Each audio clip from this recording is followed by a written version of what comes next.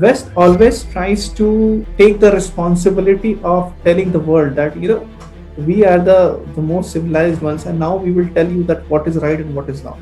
Because Yes. if India and the Hindu civilization really starts talking about how great they are, then all the Right. business of this academician really gets stopped and halted. It's very important to dismantle Hindutva should they want to crush the Hindu pride and again bring in the narrative of Hindu terror and give some kind of legitimization to the Talibanis. One thing is very sure that we have got a very tough battle. And when I say battle, I literally mean it, because what Rashmi Sawant had to face, it was not something small. The people they picked to target, everything is very flawed. They contradict in each and every single line. Ecosystems don't set the discourse. Your will to play on their own ground. Namaste. August 15th was a landmark day. That was the day when Taliban took over Afghanistan, and the ideology behind it, what enabled the Taliban, and the way they took over Afghanistan. We know that very well when we saw what all has happened since August 15th. And incidentally, the same day, an event was announced titled "Dismantling Hindutva," where a set of ideologues and intellectuals get together, and they wanted to deliberate on dismantling global Hindutva. And again, the event is scheduled from September 10th to 12th, and September 11th, we very well know it's the 20th anniversary of the September 11th attacks. And we also know the ideology behind it. And again, it's not a surprise that, the cabal which is going about dismantling global Hindutva has never spoken about this and given the attention it deserves. To discuss this, the ideology behind this dismantling Hindutva brigade and the agenda, we have Abbas Malda here today. Welcome, Abbasji. Namaste. Abbas is a practicing architect and author of books like Restart, Architect's Journey to the Parliament House, and Crossing the Line. He is the author of the acclaimed book Modi Again, an ex-communist's manifesto. He is also a history researcher and well known for his well-researched tweet threads, which have debunked numerous false claims on Indian history. And we are fortunate to have Abbas because he has already debunked many of the histories, claims of the people who are part of this so-called dismantling global Hindutva.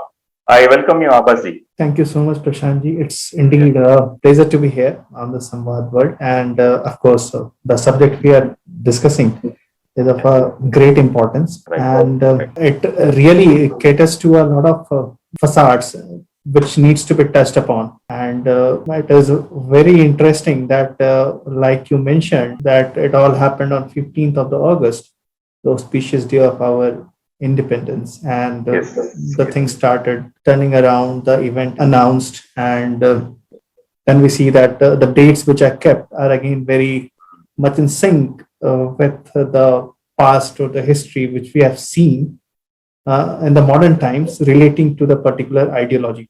So and it really relates a lot to history. Like for me, the answer to this, that why it happened on a particular day, and if I have to say that with respect to Taliban, so in fact, a conspiracy theory might even suggest that perhaps August 15 might have even been an idea to relate it with India as well. It might be a conspiracy theory for the maybe that down the line in 2 years or 3 years, maybe that one can come up with a lot of research and connecting dots. We might get the leads for this as well. But even if I forget it for a while and I just look into the historical pattern of the past and try to analyze the modus operandi, the answer just starts coming. So you have interacted or even debunked claims of people like Audrey Truschke. Yeah. And we know her agenda. And given the, kind of elite panel they have, what do you think? Just to educate ourselves from the very basics. So, this dismantling global Hindutva. So, what do you think is the agenda behind such a conference? I'll explain it very precisely because I think this should be explained of all the things, I think this needs the maximum explanation. So in my perspective, again, it is dependent on the historical pattern. And West has somehow always come forward as a support branch to the anti-majoritarianism and the sentiments which I generally get supported by the idea of liberalism, which is kind of buttressed by the idea of postmodernism and the cultural Marxism to the certain extent as well. And if one is a curious student of religions and has been following the ideologies like communism developed, one would find that there's a sentiment called socialism in Christianity as well. And what we see in the West today is nothing but a byproduct of Christianity. One has to accept it, because even if an atheist is in India, or whatever he might call himself, atheist or Gnostic, rather both are not correlated or same actually, but irrespective of that, that's the limitation of lexicon. So let's pick it up.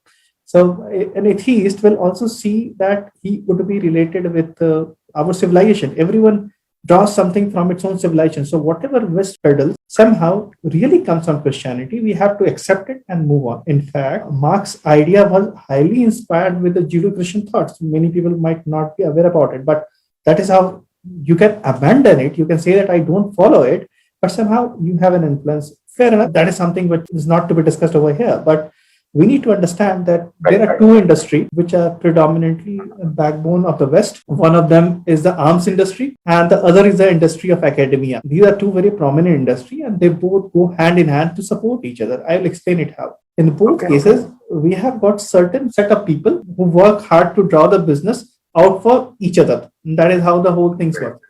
If we just go back into the history, that is just not too far, just 9/11. Let's take it as a case. Before the towers were dismantled, Osama bin Laden had written the letters of declaration of jihad against USA.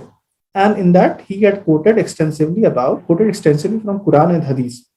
Everything is on record, and there's nothing that I'm not manufacturing. These are all things that anyone goes on to find that Osama's letter to USA, they will find it. It's all there, available on internet, fortunately. So, and then the damage happened. Yes. 9/11 incidents happened. And what occurred next? George Bush, the president of the USA, coined the term Islamophobia. That is where the term comes from. So you see, Islamic disaster happened, and now a term has come, Islamophobia. Of course, there certainly was certain perpetrations against the Muslim people, and of course, the Punjabis were also facing because of the beard, and a lot of things were happening in USA, seeing that what was there and everything is on record. But at the same time, there was no point of bringing in the term like Islamophobia. The term was coined in, right? Interestingly, this man, Osama bin Laden, was quoting from Hadiths and the Quran. Likewise, all the terrorist organizations often go on to do it. Given that time, there was no need of bringing that up, but fair enough, he brought it. And what follows next? Then we get into this nonsensical rubbish campaign of people starting to wear hijab to stand solidarity with the Muslim people. That you can stand solidly with the Muslim people, but what's the need of wearing hijab? So all this kind of nonsense started happening. And then when you further see, it became being defined as an attire of the choice. I'm just talking about a pattern that how it perpetrated. People started to talk about that Quran is being misinterpreted by the terrorists, and the true Quran does not teach that. This is the pattern. So then, almost 7 years later, the Mumbai terror incident happens. Right, we saw the disaster. And what did we see then? The polity of India tried very hard to frame the notion of Hindu terror, right? Yes. And in between that, a lot of things had happened. I am skipping a lot of things, but if one starts connecting it, he will see, one will find out what I'm talking about. So thankfully, we had enough evidence to debunk such narrative, and terror accused were caught. And had this not happened, we would have already got the Hindu organizations like RSS, VHS being declared as, the terrorist organization, because that was the whole motive. Actually, remember that how CIA indeed once had the name of Hindu group in the list of terrorist organizations, but they had to remove it because, of course, there was no evidence. So CIA will just not remove anything, and CIA will not just put across anything. So, of course, there was something malicious which happened that they put it. So, West was definitely deliberately trying to do it. So I always say that they have been dying in order to maintain the narrative that terrorism has no religion. Exactly. That is what they want to do. Right. And it will be best explained only the day Hindutva terror gets enough what happens that that is how it goes. Now you need to understand that arms industry would draw maximum benefits in case of insurgency and not the normal wars. Now insurgency won't be proven as legitimate. Like people like Talibanis and the Mujahideens, etc., will not be found legitimate unless they are shown as revolutionaries or some sort of, people who are just rebel, or they're just a few people among us who are just rebelling, and, it has nothing to do with the religion. Right. Now, when you do that, when all these things are happening, it's very important to establish a narrative that the Hinduism also caters to terrorism, or rather Hindutva. Right. So all these things really walk in parallel. And what is very curious case is that, of course, West universities involved, Western Yes, universities. right, But right. the organizer, people who are speaking in the conference, I won't forget them for the why. The Okay, organizer has been very instrumental, was instrumental during right. CA rather than the rights, of course. I forgot the name of the person. It's some sheikh who is a very young guy, and I feel it very Okay, unfortunate that a young chap at 21 year age or something is, full of so much of vitriolic ideas and so much of toxicity. And the whole idea is to legitimize the thing which is happening in the background of the terrorism like Talibanism, because the arm industry needs to run. And all yes, these institutions through the academia kind of set up a foreground to establish that even Hindutva has got the terror. In fact, so unless they do it, those things don't get legitimized, and unless that doesn't get legitimized. And today, I don't want to talk a lot about the Vatican and the arms industry, but I always say that there's a very unholy nexus of the church and the communist and the arm dealers, which is running the whole of our industry. And these are just the byproduct. Yeah. Yeah, I mean, it's a very important point which you said. I mean, it's very much related to the geopolitical paradigm of India. I mean, it's not just about, setting a narrative or academic discussion about something which they are concerned about. It's, as you said, there is, geopolitics involved. Yeah. And we have to be concerned as a nation. You said the arms lobby, it might be the arms lobby or the global Marxists. But again, the question arises like, why have they given themselves the task to dismantle Hindutva? Or with these Western institutions, academic institutions, would they dare hold any conferences on, say, Islamism, fundamentalism in Christianity, or extreme left movement, which India is a sufferer? Would they dare to do that, or have they done it? See, there have been narratives about, they have dealt with Christianity to some extent, and there have been a lot of what we call peer-reviewed papers written about it, and there have been discussions about Christianity. But we have not seen the same level of intellect been put across about the Islam that largely.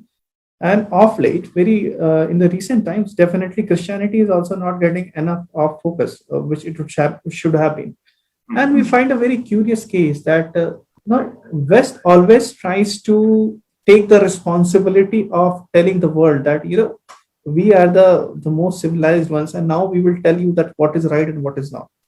So this whole concept of that how to hold the knife and how to hold the fork, and it should come in the left hand, and so this whole idea, right from table manners to everything, they just want to basically dictate whole of a world that how you are gonna run. And definitely what we see, like I said, that we have got the holiday on the Sunday, right, which comes from the West. It has nothing to do with the West always tries to impose its ideas. West is always trying to colonize us, and a lot of things are there, and they take this whole responsibility right now. In the case, in the current scenario, the humanitarianism, or what you say, the human rights, is somehow which has come out as a new vogue, and this is what they always put upon India very strongly, that somehow the human rights are being violated, because the whole thing changed after 2014. Why not before 2014? See, of course, they're talking about UAPA. Like, when did UAPA came? Who brought it in? No one talks about it, but they want to talk that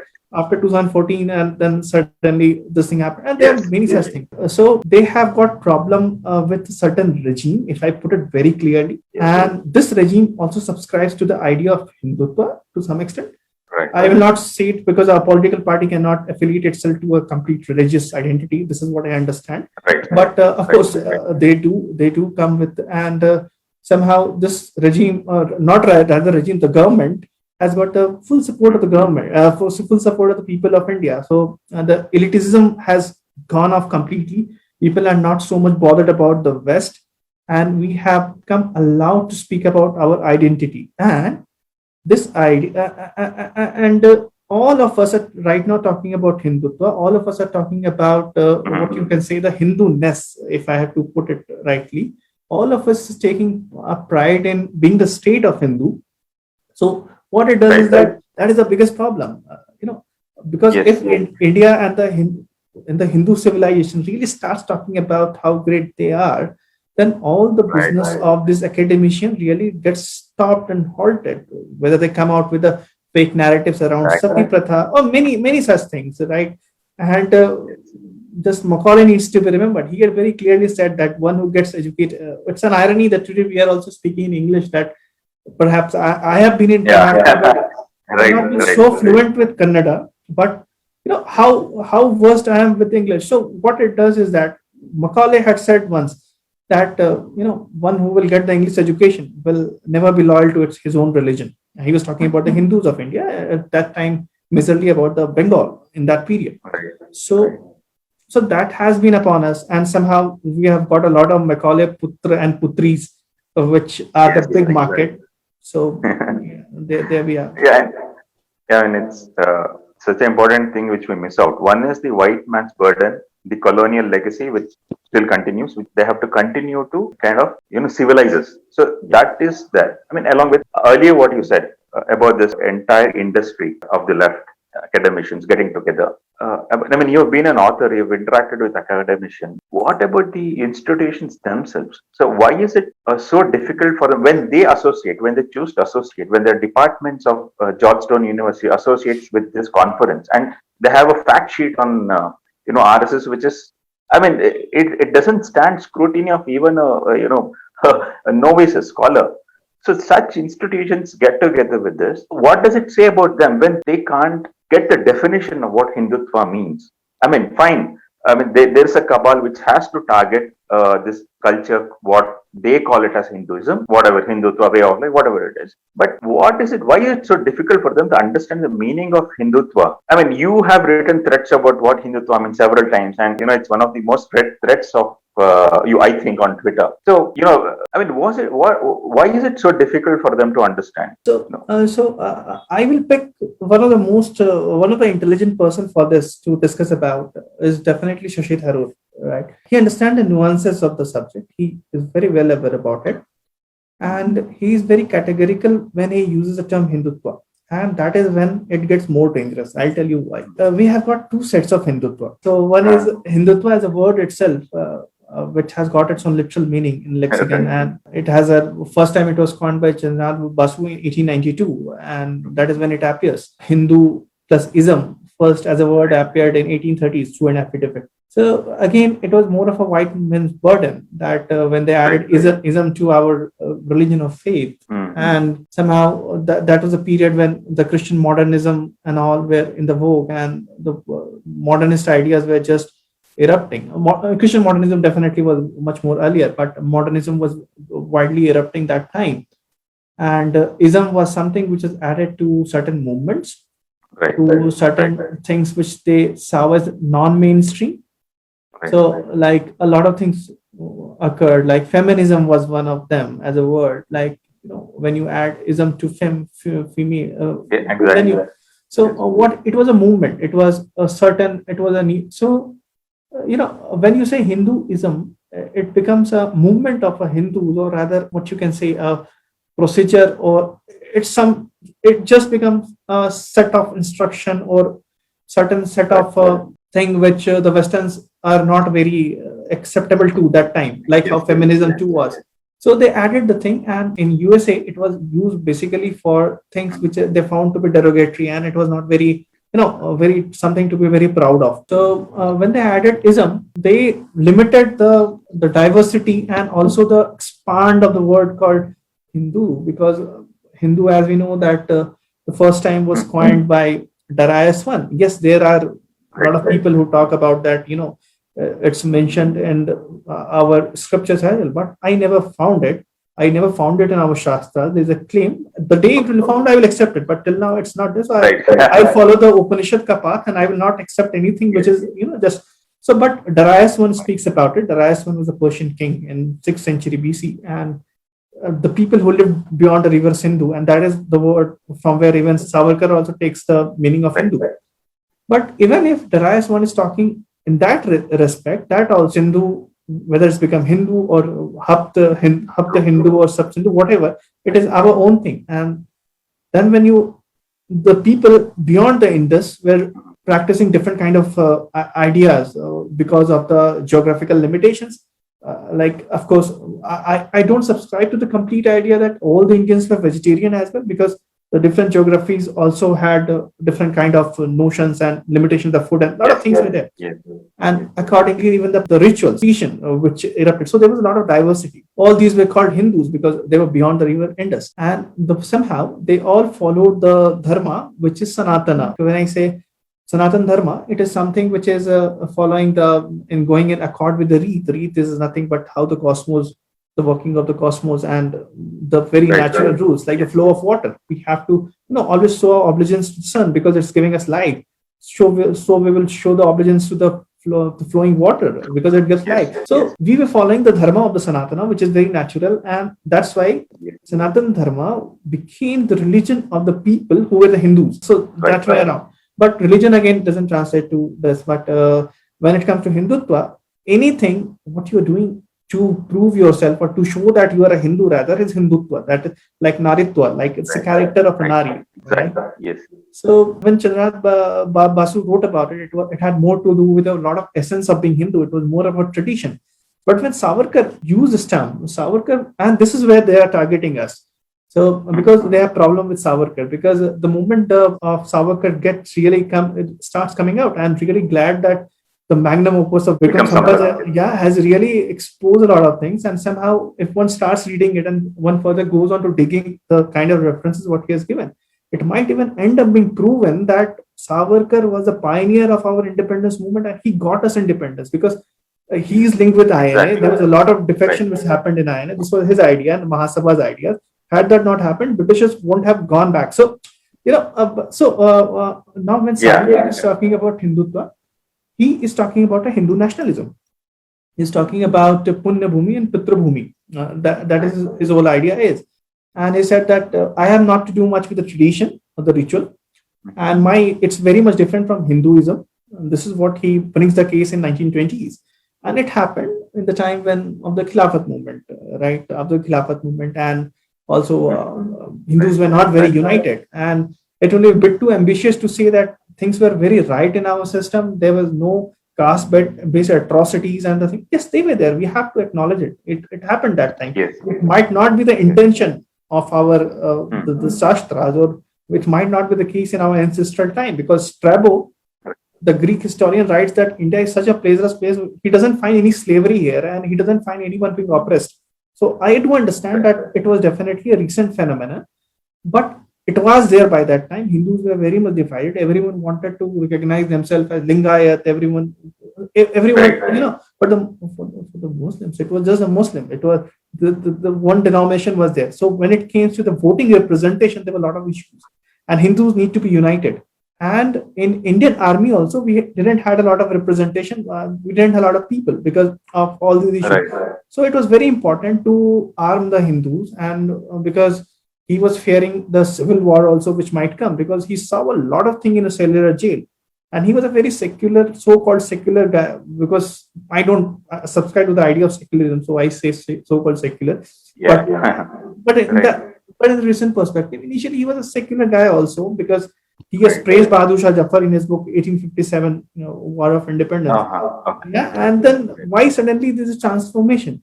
And this idea was contesting the political Islam which was existing, which led to the genocide of Hindus in the Malabar. Right. And this government really, the panel of the ICHR took a great initiative of really making it known as it was not a rebel, but it was more of a Hindu genocide. So they cannot. But we were countering those situations. Those were the flux. Hindus were required to be united that time, because had that not been the case, the things wouldn't have been, perhaps not only independence, but the situation of Hindus would have been too horrible in the eras of 1947. If they don't dismantle Hindutva, then they will not be able to dismantle the whole idea of our pride. Because our pride, it doesn't only exist in Hinduism, but it also exists in Hindutva. This is the state of being Hindu, and it really delegitimizes the acts of Savarkar. The moment the Hindutva is really broken down, then you have no contribution of Savarkar per se, because all things of Savarkar from 1920 is in dark. Everyone says Savarkar ne kya diya? he was just talking Hindutva, but that was very pioneer in our independence. So whole narrative just gets reshuffled, and it's very important to dismantle Hindutva should they want to crush the Hindu pride, and again bring in the narrative of Hindu terror, and give some kind of legitimization to the Talibanis, and draw again a new idea that yes. No, not a new idea, but a better pattern that terrorism has no religion per se or something like that. And your concluding remarks here for this question is like, I think that is the crux of the entire debate. Like, unless they dismantle Hindutva, they'll not be successful in dismantling the entire culture, entire this civilization. What we say, Sanatana Dharma. Yeah. But I mean, again, it raises the doubt. If you see the section on their website, dismantling global Hinduism section, they have taken trouble to, say that Hindutva is not Hinduism. And if you go through that page, I think you will laugh loud. I mean, they've taken trouble to, prove themselves like Hindutva and Hindu without bringing either the etymological meaning in Sanskrit or their own understanding what Hinduism is or Hindutva is. Nothing. It's so comic, and they make illogical conclusions, and you literally feel sad for these universities which have associated themselves with this so-called movement. So I mean, so to cover up their I think they're very well aware of this. I mean, they are sure that they don't understand the difference between Hindutva and Hinduism, whatever they want to say. So the next other part of the conference is they're trying to cover up it with gender and sexual politics of Hindutva, then political economy of Hindutva.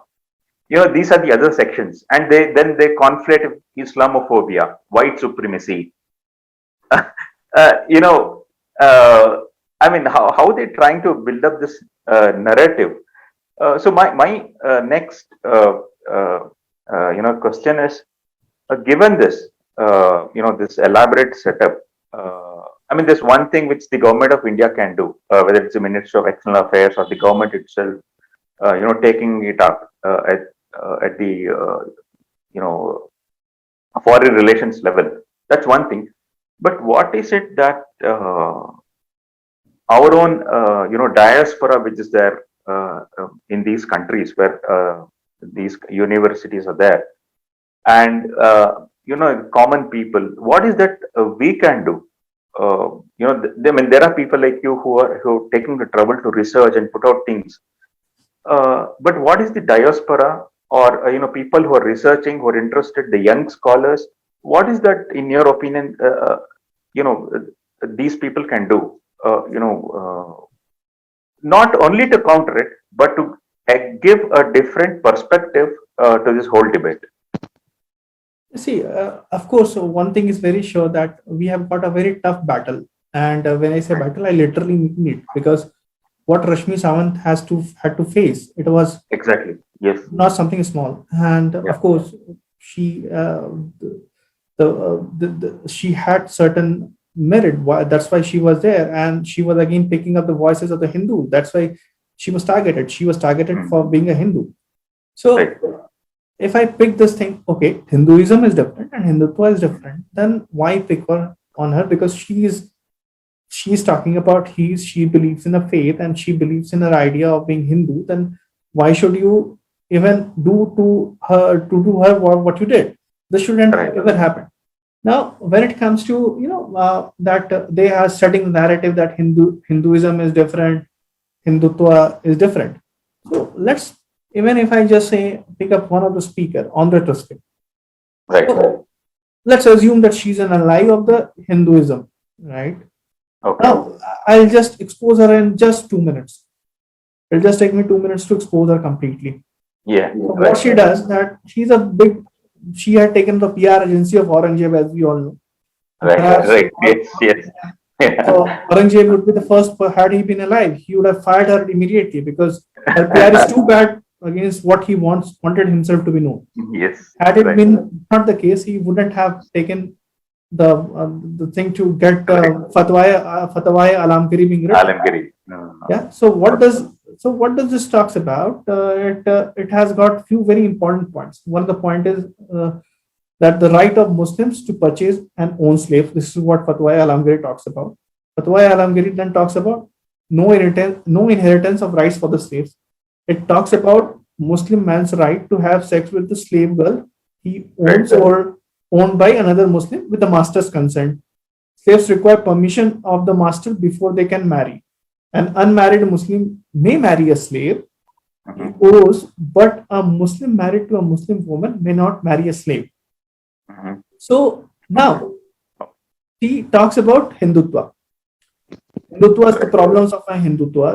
Now, when she's talking about Aurangzeb, why she is not picking it up? And now, are these ideas not very regressive? Now, when she has the audacity to write about Draupadi, she compared the Nirvaya situation like that of Draupadi, though the fact is that Draupadi happens to be a very powerful woman. If one really reads the text properly, one would find that Draupadi is a very powerful woman. But she goes on to compare Nirvaya situation with that of Draupadi. Now, Okay. for the while, though I don't believe in this, for the while, as they say that this is mythology. Now, you pick a mythological character to base an argument that there are issues in the Hinduism. Now, she is targeting Hinduism because she is talking about Draupadi, right? Right. So it's had nothing to do with Savarkar, Hindutva, and all the rubbish what they Right, want right. to utter nonsense. Then, but she talks about Aurangzeb. Why she is picking a character of Aurangzeb? If my Krishna can be misogynist, if the Nirvaya situation is can be same with Draupadi, why you are doing a fangirlship of Aurangzeb? So this needs to stop. This nonsense needs to stop. And so these two cases, contradicting cases, really show that she is not for Hinduism at all. Whatever she Right, may say, has all the abuses for Hinduism when required. right. So are all the panelists and the speakers who are on board for this conference Mhm. do come with the same background. Okay. If one Right. does a due diligence Exactly. of who they are. Now, Yes. why these institutions are really doing it, or they do? No, I think that itself discredits the entire thing. The kind of Yeah, panelists they have, that yeah, itself discredits the entire effort what they're putting. yeah. It doesn't look like academic, No, exercise to me at all. no, it is Yeah, not. but please continue. Please continue. So when I talk about Hinduism and Hindutva, see they are targeting Savarkar's Hindutva, fair enough. But see, Savarkar may have multiple problems. Yes, every human being cannot be perfect. Everyone doesn't come from 7th century Arabia. Everyone is not perfect. But some people, everyone is human and everyone has good and bad. Now, Savarkar was very anti-traditional. He didn't subscribe to the idea of rituals. He believed that Chaturvarna needs to be dismantled, given the things what he was seeing around. And Mahatma Gandhi or Gandhiji, to that extent, believed in Chaturvarna. He believed in Hinduism. Now, I'm sure that they will pick Gandhiji as ally, but they will not pick Savarkar as ally. Why? When you talk about the discrimination, Yes. why shouldn't Hindutva guy be your ally, who, bigot who founded the thing called Hindutva, as you say wrongly? Right. Why the so-called saint who was, in fact, Ambedkar said that this man has showed all the fangs to me, and he was so disheartened by Gandhi, and Yes. Yes. Right. there's a whole book called "What Congress and Gandhi Have Done to the Untouchables," which really exposes whatever it may be. If we keep Hindutva aside, the biggest non-ally of the so-called liberals has to be Congress and Gandhiji. But you raise not a single word about Gandhiji.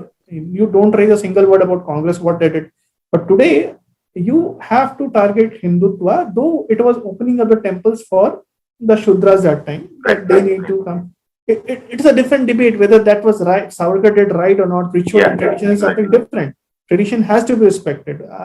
Right currently, because I might be told for this, so I'm just making it clear right now that there are few cases wherein, in fact, the non-Brahmin pujaris are to be inducted, but certain places got its tradition and ritual. It must be respected. So that's a different thing. But yes, I'm talking about those guys. You have to choose your ally, right? They're not choosing their ally also based on the thing what they want to talk about. So the whole panel, whole idea of picking the people that pick to target, everything is very flawed. they contradict in each and every single line. Like Yes. few days back only, few months back, this whole report of anti-democracy status of India, how India is a fraud Yes. democracy had come up. Again, Yes. the Yes. white men taking the burden to tell us that how democracy needs to run and all. And every data was wrong, every facts. The irony of that sheet was that they're talking about a period 2010 to 20, but they're talking only about 2014 onwards. Why? What happened past saal mein? Right? You talk about UPA, but you don't go on to say that it was found who started it. You don't talk about Indira Gandhi, right? So Exactly. that's the problem, that they have certainly got the issues with the current dispensation, and they also have the issue with the anything which can give we the Hindus certain amount of pride. They have to dismantle it. They don't do it, then these guys, like I said, it's a unholy nexus of the armed dealers, church, and the communists. So that needs to go on. The business needs to go on.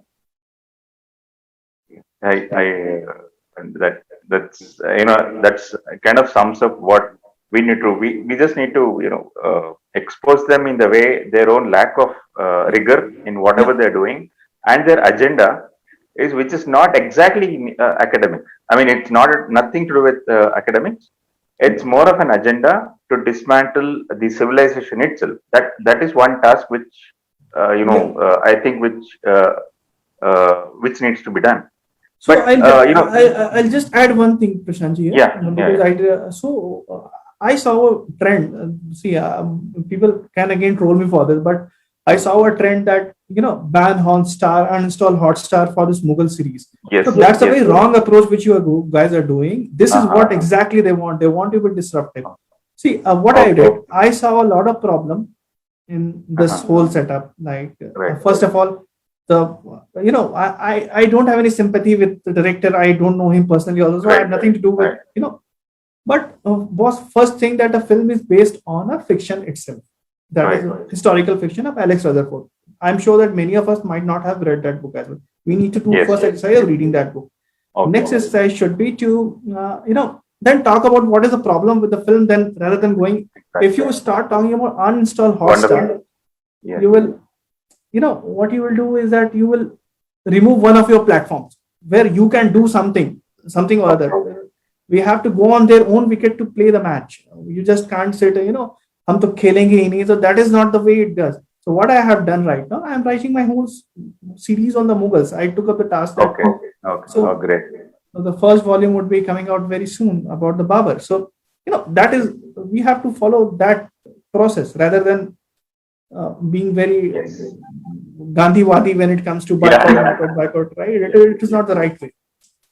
That's a very important point, Abbas, which you made. Like, initially in the beginning, you said we are in a battle, we are in a war, and to understand the enemy, you have to do certain amount of Purva Paksha and watching them, reading their literature, which will help us. That's what you mean. Yeah, I mean that's a great point. Great point. So coming to the beginning, when we talked about the way Taliban took over Afghanistan and what happened in September 11th, we know how the Taliban treats its own citizens and the ideology behind it, whether it's the Al Qaeda or the ISIS, the ideology behind it. So none of this has got the attention of this cabal, which is interested in dismantling Hindutva. In conclusion, Abbas, like since you have been with the communists, you yourself were a communist before. We have seen these reports of Taliban over the last few years, but there is an attempt to equate Taliban or the Al Qaeda, such kind of terrorist organization, with Hindu organizations in India. I don't have to name, but I mean, how do they even do it? How does the left manage to sell such false equivalences? I mean, there is nothing which can compare Taliban, Al Qaeda with any Hindu organization, but yes, they're doing it blatantly, and it's all over their website, even this dismantling global Hindu event website. So, how does the left manage to sell these false equivalences to the global audience? I mean, we don't have any examples. but still it becomes part of a syllabus of some university, and now it's part of the this. I mean, you surely know that this won't end here with this event. It will still continue after September 13th. So where is that? Those who are countering this narrative failing, and where is that the left is winning in terms of setting this narrative? In conclusion, Abasi. Yeah, so I have always been saying that we are more of activists and we have more of less of actions. So we Right, don't do a right, lot. right. We Yeah. keep on. Like I said, that for a person like Andre Truscott to be exposed, you just need a few important things to decode, and everything just is set all right. Like I cited the example of how she compares Nirvaya with the case of the Draupadi. But here, what happens that she fails to understand that the character of Draupadi and many other in Mahabharata, she has actually failed to understand because the character is very different. But what she does, she goes in support of Aurangzeb, who is talking about the sex slavery, right? Right, right. So this is a very contradicting situation. Now, this is the situation which I spoke about. Now, if someone really picks up, in most of the cases, we take offense and we just go on a very defensive side that, this is not it, this is what it is. You need to pick the problem, the limitations of these guys, that where they are really doing the mismatches. And what the left does is that they have picked our mismatches quite well, because what they have really observed, they have done.